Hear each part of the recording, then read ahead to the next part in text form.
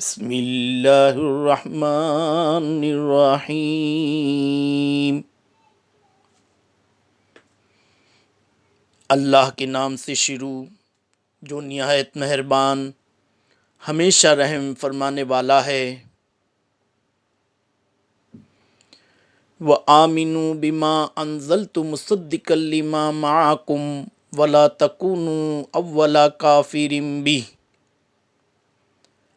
وَلَا تَشْتَرُوا بِآيَاتِي ثَمَنًا قَلِيلًا وَإِيَّايَ فَاتَّقُونِ۔